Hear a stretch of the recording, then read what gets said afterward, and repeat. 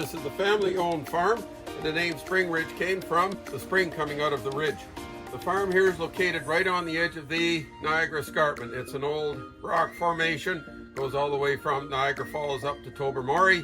It has rock climbing, caves, and waterfalls. The farm here grows strawberries, gourds, pumpkins, sunflowers, and there's a corn trail in the fall. Now looking down to the right of the shed down there is the strawberry field. It was planted for next year's picking.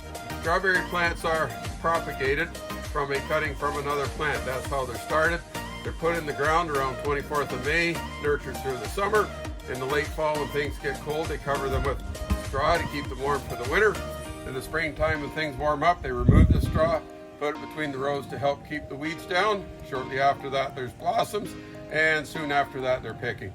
Now this is not a U-pick farm. Everything here is picked and sold at the store at the front. Strawberries that are not sold at the end of the day are hulled, which is taking that little green cap off the top. Then they go into the freezer. Then after New Year's, when things are quiet, a group of ladies come back into work and make jams out of those strawberries. Now looking behind me across the pond on the left, you'll see some colored red boxes back in there. Those are beehives. Last year there's about 500,000 honeybees back in there. They did get about 800 pounds of honey and a lot of work out of those bees, and that honey is for sale at the store at the front. Now last year one of the hives needed a queen bee. They had to order one, have her shipped in. She arrived in this here little container, and she came all the way from Australia. Now visibility, because the weather conditions isn't great, on a nice clear day, if you look from that pond on the right straight up to the horizon on a clear day, you can see the CN Tower from here. That white round building out there in front of us is the Milton Velodrome, built for bike racing.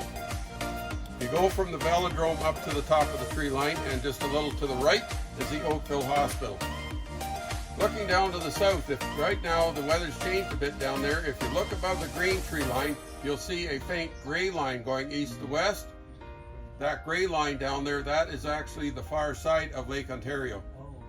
On a clear day you can see the glare off the lake, but just because of weather conditions.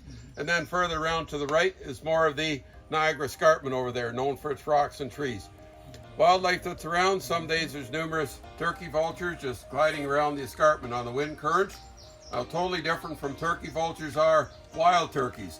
Wild turkeys were reintroduced into this area about 30 years ago, mainly for sport. They're a large bird, about 2 feet tall, black. They were out first thing this morning on my first ride. They haven't been out since then, but they are around. There's also deer and coyotes around. The 3 ponds that were here were built for storing water for irrigating the crops, and that cornfield on the way out, you noticed, wasn't all the same. There's some of it was lower. Corn doesn't like wet feet, doesn't like to be standing in water, and we're getting way too much rainfall this year, and so that's why the corn's not doing good.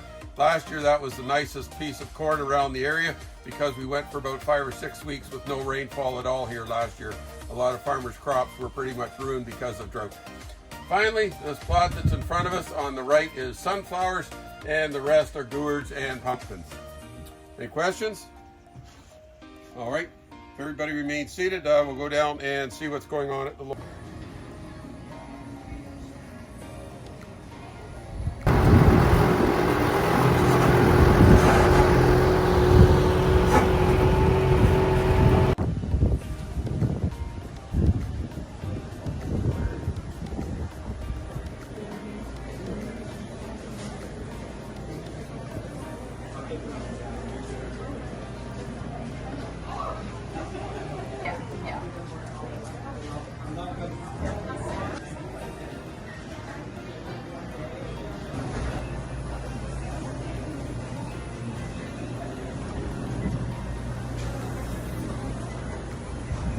If you look up underneath those trees up there towards the hill, you'll actually see some wild turkeys are in the shade up there. Those are your wild turkeys. Big birds, eh? Big birds.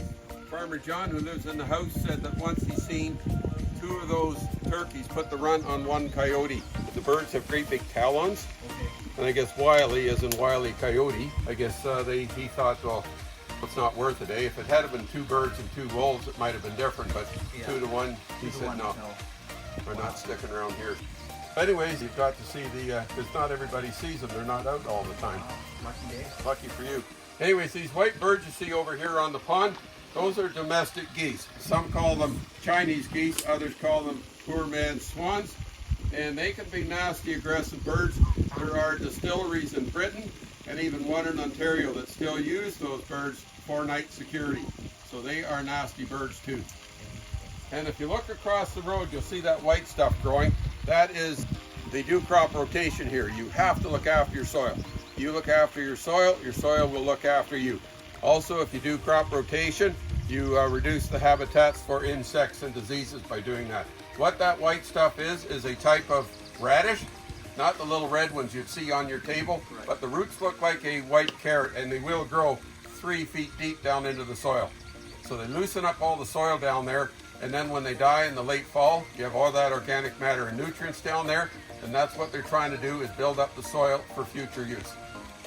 Do you consume the radish as well, or would you harvest it or let it? No. No, you No. just let it raw. The tops there'll be about 3 feet of green tops, and they'll actually go through there with a plow and flip it all over, and the tops will be down underneath the soil, and then they'll rot for organic matter too. Right, okay. Yeah. Okay, just to fertilize the soil. Yeah. Enrich it. Yeah. That's all it's for, yeah. Okay. Yep. Any questions down here? All right, if everybody remains seated then, we'll head on.